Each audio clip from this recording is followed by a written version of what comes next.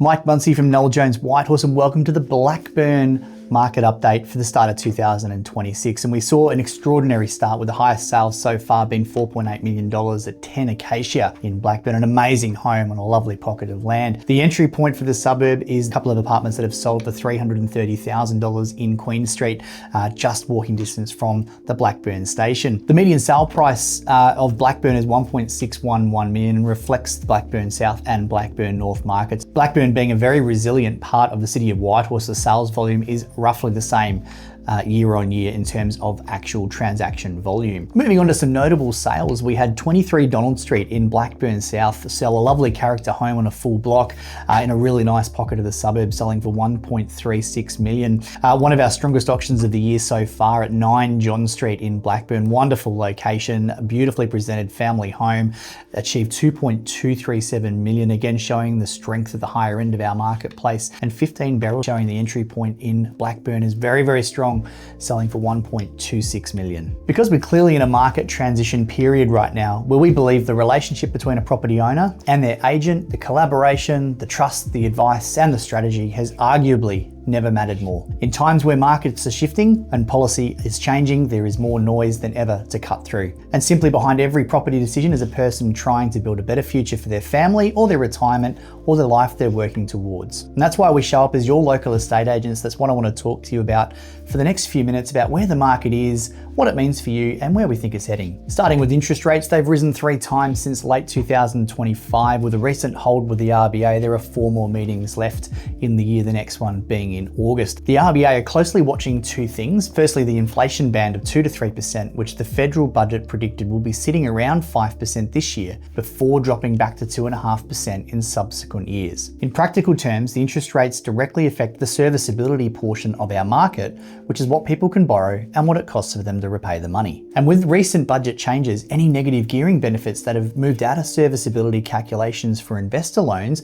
is a shift worth understanding. The headline snapshot across Melbourne is simply this: there is slightly more property for sale than this time last year, but the noticeable shift is the volume of sales has actually reduced somewhere between 10 and 15% depending on the suburb and municipality, particularly in the city of Whitehorse. Auction clearance rates are still decent, but it's worth understanding what this number actually measures, as it's really only a snapshot of unconditional buyers purchasing above a reserve price within 28 days on market. Now, given auctions aren't the majority of sales in Melbourne overall, it's not necessarily the best overall market sentiment. SQM research figures now show that approximately 20% of all listings available in Metro Melbourne have actually been on the market for over 6 months. Now, this reflects the experience that we've had in the field as well. However, well presented, well priced, and well marketed homes are disproportionately attracting the best interest and the best buyers, and ultimately the best prices. The new listing pipeline across winter is looking a little softer